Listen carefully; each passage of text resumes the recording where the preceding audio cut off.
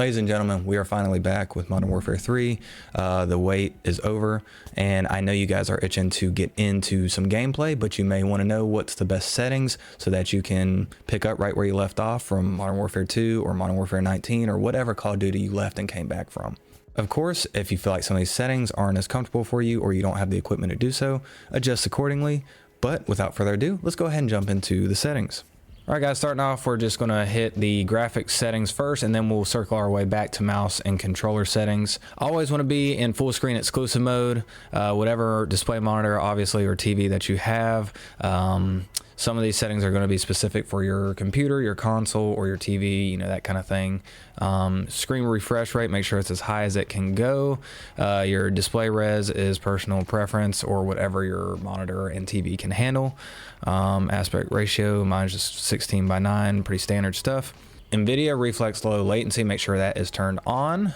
Now there's this eco mode preset. You can kind of see what it changes for you, but I don't like to go with presets just because I want to know what my computer is actually doing when it's playing a game. So VSync, you want to make sure that's turned off. VSync off. In the menus, it's not a huge deal, but I still have it turned off just because you don't need it.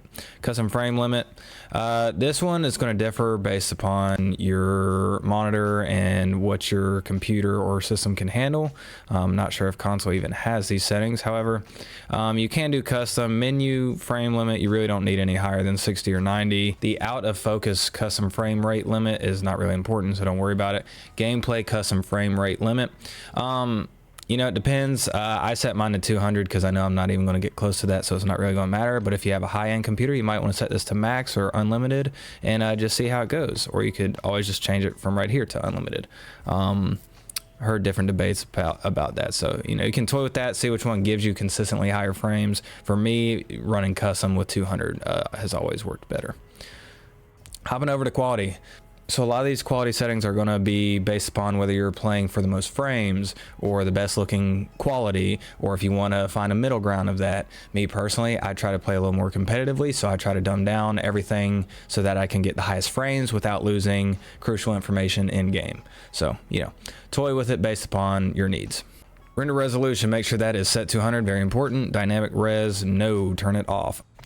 So this upscale sharpening setting has been kind of circling around TikTok. This seems to be the best upscale and sharpening setting that allows you to differentiate things on the map and create a little more depth without making it hard to read. So make sure that is set to 100 strength as well. Variable rate shading I have turned on for right now. Turn it off if you want a little more improvement in your game. All right, jumping down to details and textures.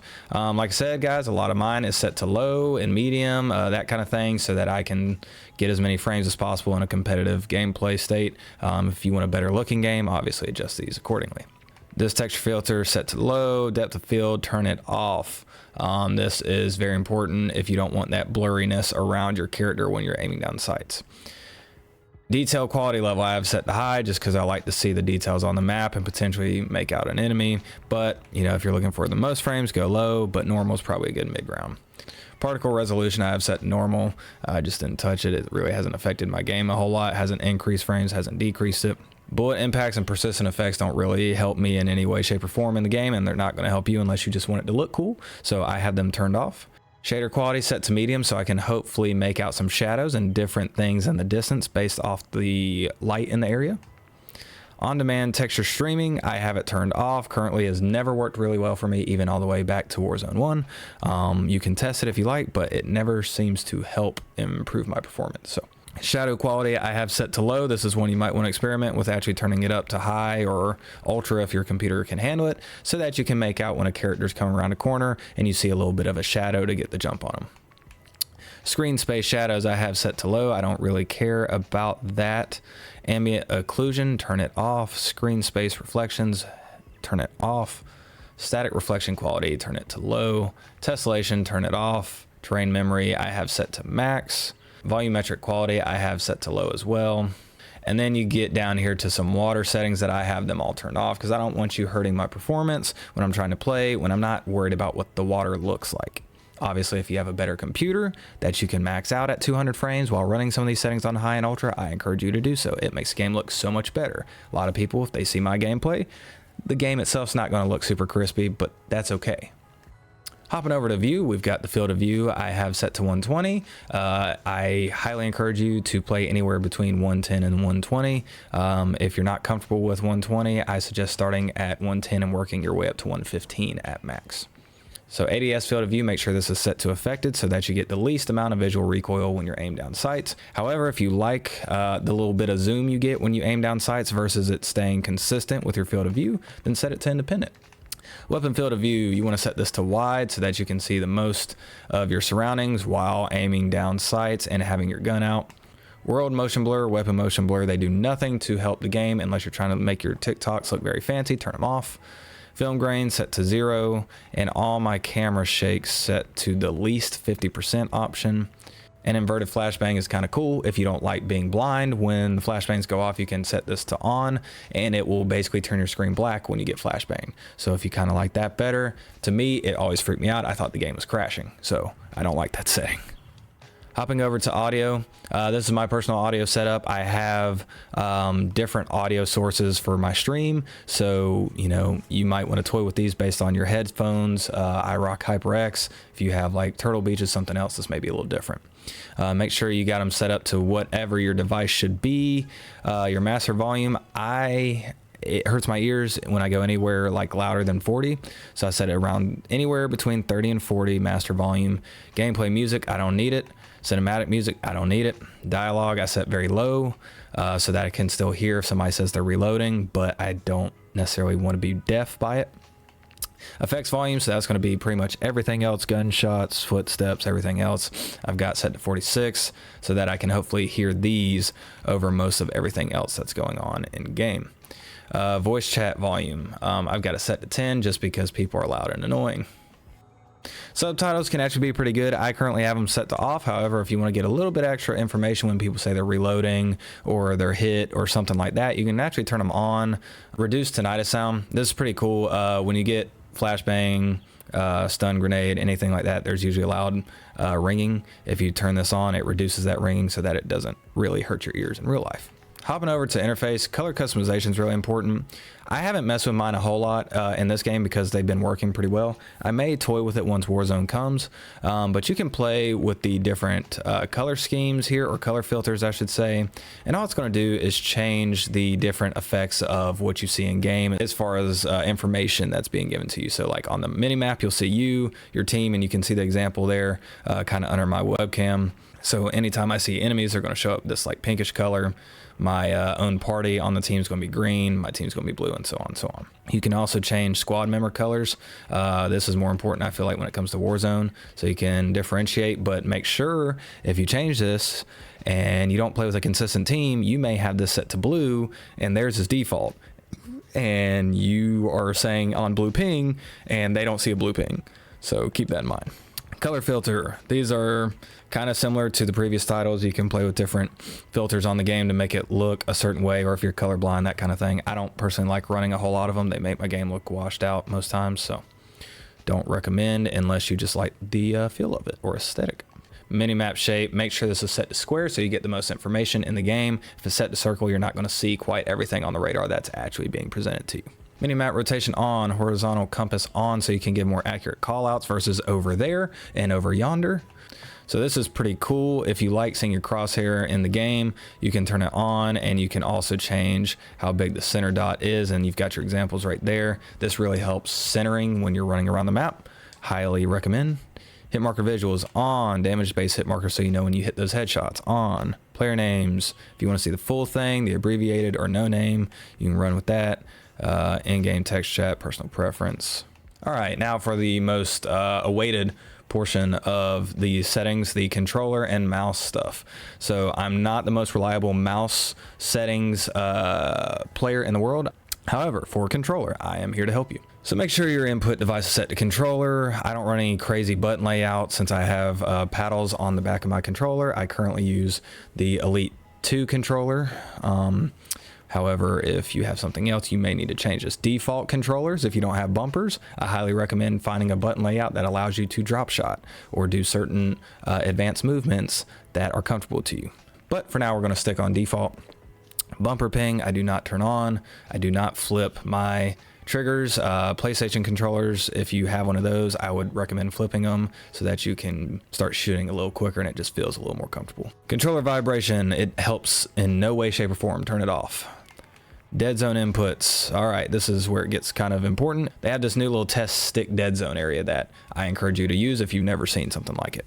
So all these is basically how sensitive do we want our analog sticks when we're playing. The lower you go, the more sensitive it's going to be. So my left stick minimum is 0. I don't want any delay. As soon as I put an input in on that analog stick, I want my player to react. Left stick max, I've got it all the way out to 99. I would leave it there. Right stick minimum, depending on your philosophy, I advise you to find the lowest right stick dead zone you can before having stick drift, because a lot of players like Joe and them may use a 0 dead zone because they like it to be as reactive as possible, but you may not be quite up to that level, and that's okay. I'm personally not either. I have mine very low, so I have slight stick drift, but not very much. So for this right stick max, you can lower it if you want. I prefer 99, but you know, you can see it adjusting over here when we set it to 75. I'll show you what it does on the test. So I'm gonna move my right analog stick. I'm barely moving it and I'm already hitting what's considered like the maximum input. So I have to go left. I don't have to push as far on my analog stick just to get to the max input. I'm not even all the way over as far as my analog stick can go. If I have it set to 99, I have to move my analog stick all the way for it to hit the red area. So if you want a little more responsive, you can play with that, but I'd be very careful at lowering it too much, because if your analog stick goes all the way to the right or all the way to the left, up, down, whatever, you might spin because you're actually hitting the maximum input a lot sooner than you realize. So it does take some adjustment. So I like keeping mine at 99. That way I don't have to think about it. Left and right trigger, set them all the way to 0. You want it as responsive as possible. Aiming. I recommend anywhere for your sensitivity being anywhere from 6 to 7. But if you go higher than that, kudos to you. ADS sense multiplier. Basically what this does is it tells you when you aim down sights, how fast is your sensitivity going to be versus when you're just holding your gun at your hip. So if you have this set to 1, then when you aim down sights, it's going to be the same exact speed as what your horizontal and vertical setting up here that we saw. So my 6.6, if this multiplier was set to 1, then when I aim down sights, it's going to be also 6. However, I like my aim down sights to be slightly slower so I can hit some more accurate shots, because I differentiate with distances, and I play a lot more Warzone than I do multiplayer usually. So I had this down to 0.85. If you're a solely Warzone player, I recommend maybe even dropping this down to 0.75. I would not recommend going any lower than that. If you want to know what the equivalent of that sensitivity speed is, all you have to do is take your 0.85 times whatever your sensitivity is, and that'll give you your answer. You kind of get where I'm going. So you need to find a balance. I recommend starting at 6, 6, and 1, and then adjusting from there if you need to go faster, slower, etc., etc.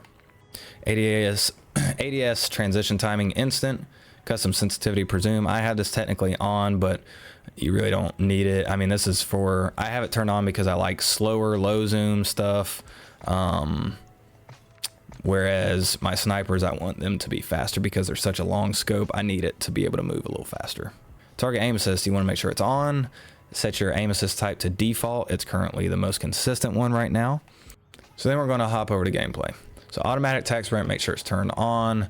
Ground and mantle, a lot of these I have turned off because personally I can't stand when my character does inputs without me telling it to. So if you like auto mantle and that kind of stuff, you can keep these on or set to partial, that kind of thing. Me personally, if you're going to be more competitive, I would turn a lot of these off so that you're in control of what you're doing. Ground and mantle turned off. Automatic airborne mantle off. Automatic ground mantle / hang off. This slide dive behavior is kind of controversial right now. All you guys on TikTok are pretty much saying what you've seen is that you need to set this to slide only so it feels as close to Modern Warfare 19 as possible. Me personally, I didn't find much of a difference, and I like to be able to dive too, especially when we come back to Warzone and you need to dive from roof to roof, or you need to do certain mechanics where you can dive and belly flop off of a railing or something to get the jump on an enemy. So personally, unless you have like a really custom controller that you can rebind dive to something else, I would keep this on tap to slide and hold to dive. But if you are just persistent on never using dive, then yes, drop it to slide only. Plunging underwater, free. Parachute auto deploy, never, never, never. Sprinting door bash on, so you can make those awesome door plays. Ledge climb behavior, that's just if you want to use your analog stick to climb up, or a button. Slide cancel sprint, turn that on. So once you get down here, the tactical stance, I personally don't like using it. I have it turned off. However, right now you're still gonna, sometimes when you slide or move too fast, you may see your guy flip his gun just a little bit. But if you really like that, then just set it to any of these options that's easiest for you to access that view. I personally like hip firing better. So interact reload behavior, this is going to change based off Warzone and multiplayer. If you're a multiplayer main, I would probably just say tap to reload, hold X to pick something up, or you could just do prioritize reload. In Warzone, you're going to be looting a lot, you're going to be opening a lot of things, picking up stuff. I have it set to prioritize interact. That way I can pick up stuff fast and hold X to reload. Armor plate behavior, make sure it's set to apply all if you plan on playing Warzone. Backpack control, this is very important. If they continue to use the backpack in Warzone, once the implementation goes through in around December, make sure it's set to stick for a little bit easier usage of your backpack. Depleted ammo switch, that's up to you. And that, guys, is the settings I would recommend for you to get started playing, and adjust accordingly as we have any updates. If they change anything very important, or something new develops from a new glitch, a new movement, etc., etc. Thank you guys for tuning into the video. Obviously, if you have questions, be sure to drop them down below. I will be dropping multiple tutorial videos for your aim, for movements, everything you can imagine for Modern Warfare 3 and Warzone. So be sure to tune in, hit that subscribe button, keep the bell turned on so you don't ever miss a video. If you guys like checking out live stream content, you like seeing how good, bad, or how much I rage, you know, whatever the night may hold, be sure to tune in to my old streams. We keep them saved here on the channel as well. But with all that being said, keep your eyes peeled for the next video coming up, and I'll see you guys in the next one.